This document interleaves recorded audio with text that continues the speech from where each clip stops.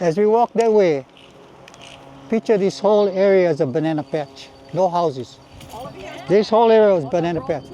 No, the road was a gravel road. But this was all a banana patch, no houses. Where most of the guys got shot. This area right here. The deputy sheriff was all on this hillside. So that would be where my grandfather and her uncle. Yeah, if you go on a road on that side, there's a Japanese graveyard. Oh, yes. Yeah. And you can walk about. I don't know if you go through the bushes, but like maybe from here, that's when they started. This whole area was fenced, had wire fence, and it had the Banana patch. big banana patch, all this area. They started shooting all the way up to where the sign maybe, right this area. And where we had our cars parked, that's where it's about where the deputy sheriff and the guys had the cars parked. Picture this, guys coming down here, sheriff and his department and his guy trying to bring the two guys out. They're coming here. The two guys ran ahead. If you read the archives, it tells you the sheriff told the guys, go ahead with a couple of cops and they go down to that area where we're parking and get in the cars. As soon as they kind of started moving away, then the firing started. This area here is where The bloodshed. most of the guys died, On the road. on the road. On the road. Some of them died In the past. in a patch and all that stuff. But this is where the skirmish was. Again, there were no buildings here, you know. This was all open. And then Kaku's parents, they used to own the market here in the 40s and the 50s. The Shibura market was right here. The school used to be in the back there. You're standing at the gate. This is where the gate was. You're standing here. School building was here. I made a little sketch last night that kind of give you an idea of what the lot had really looked like from above back then. It looked like this. Building was here, you standing here, the road is here, you standing here. Building was in the back there like that.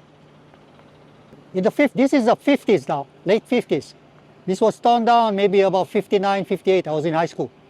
Okay, so there was a big jabong tree in the front. And I don't know if it was there, but a lot of guys don't know.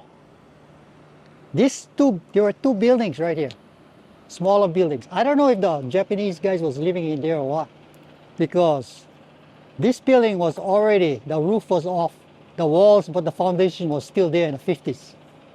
When they tore this down, they tore everything down. And we used to play hide and seek in there when growing up. So I know the building was here. So I don't know if they used that building because the top, the roof and everything was gone by the time. But this was still in here. And the Yaramori family was living in this building. The reason why I know is because Yaramori daughter is a 55 grad Wyoming High School. My sister was a 50, they're classmates.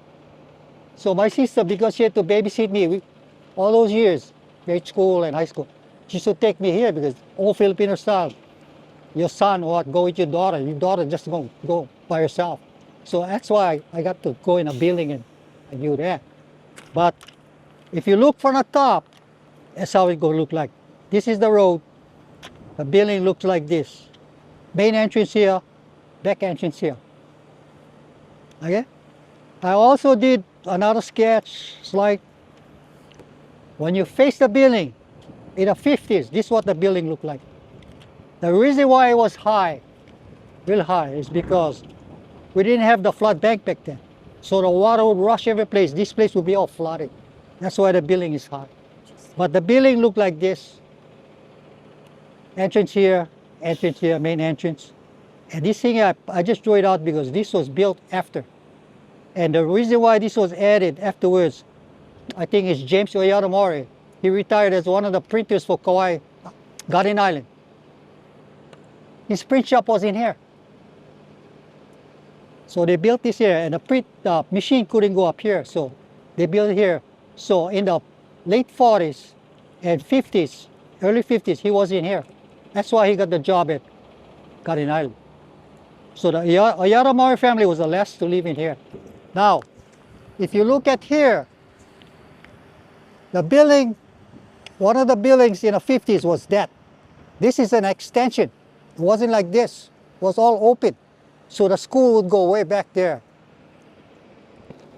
The road used to, maybe alongside the boat, the road used to go all the way back.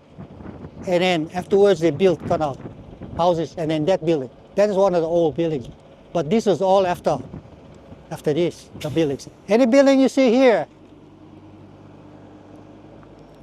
from here all that, was all after built. Probably built in the 40s, I think, or maybe 30s, I'm not sure.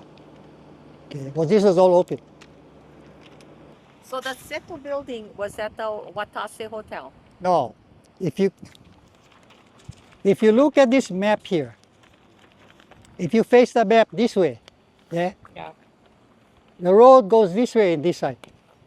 This is the river, right? Yeah, This is the old bridge that is blocked off. Oh, okay. Okay, for those of you who wanted to know where the Watase Hotel was, Oh, it's on the Oh, part of the building is still there, okay. the old building. Falling apart now. Okay, you see this first, you see the 7 and 6, Yeah. right? You see why it's opening over there in the middle? The one up here. There was a big garage. Watase Hotel was the whole thing. And they used to run a taxi service in the 50s and 40s from that place. That's why you got that big opening. But there used to be a hotel there. In fact, if you look at that lot going down the road, the first building on your left in that lot is one part of the original buildings, Watase Hotel. They didn't tear that out. Yeah? I know one of the families that lived there. And they told me the story about, the grandfather used to tell a story about during the riots, one of the guys from here took off that way. And he ran to the guy's house. And that old Hawaiian man says, you know, we got nothing to do with it.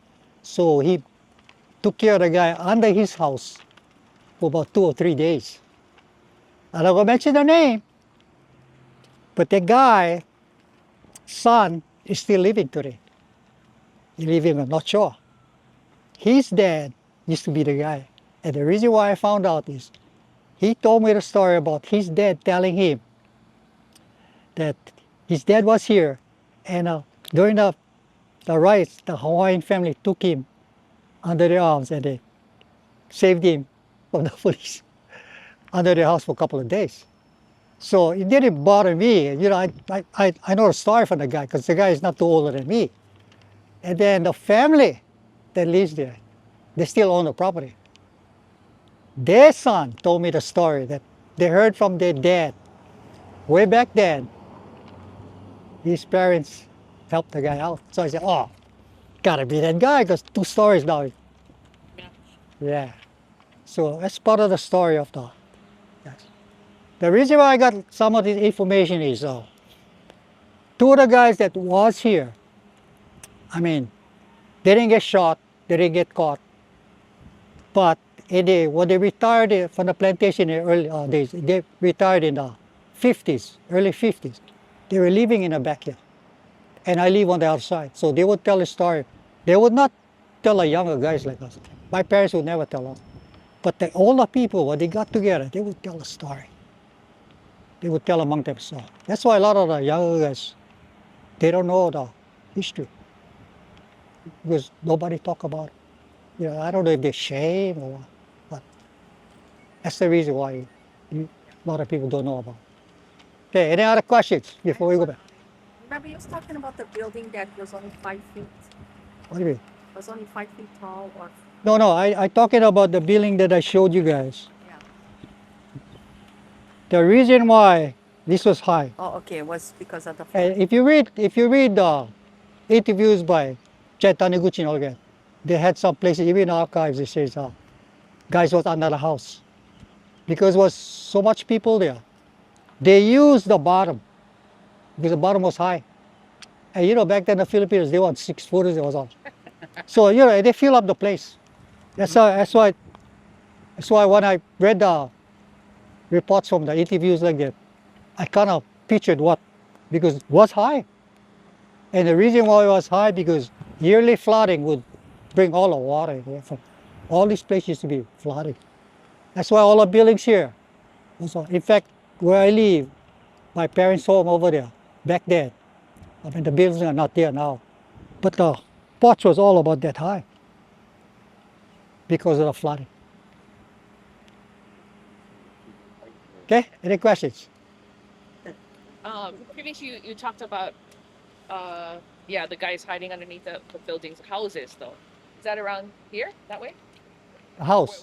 When they scattered or ran? Okay, look, Yeah. this was all banana patch. Okay. So some of the guys scattered, they would, Inside the banana patch. they're there, so they're gonna run that way. Right.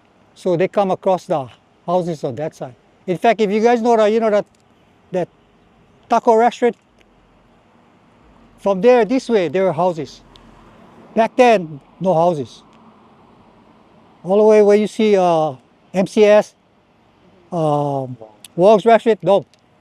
If you guys remember, if you guys old enough to remember, Wong's Restaurant, that whole area was on triangle, open space. The state used to own that. We used to play ball over there as kids. That was a big park like. And that thing used to be on triangle. You come from that way, you go that way in front of that side of the Wong factory, and then you come this way down the main drag. So that was a big triangle, open grass. I mentioned to some of you that the burial.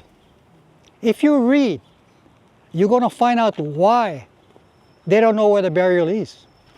And the reason why, if you read, one of the guys whose dad got shot, Ceballos, right? His name was Rocco. A little boy, when his parents got shot, afterwards his mom married Ceballos. They changed his name. So if you guys know Errol Ceballos, his dad is the direct descendant of Rocco. Now, his dad, as he was growing up, if you read the report of the interview that Chen Taniguchi did, the old man, when he was a younger boy, Ceballos, he said, after the aftermath, they used to visit the area because it was fresh. He said one day, they went down there, everything was graded over. So you know that concrete? He said there was no marking, that's why they stopped going. That whole place was cleared. You read you're going to see that, black and white. He said, they used to visit, and then all of a sudden he said, gone.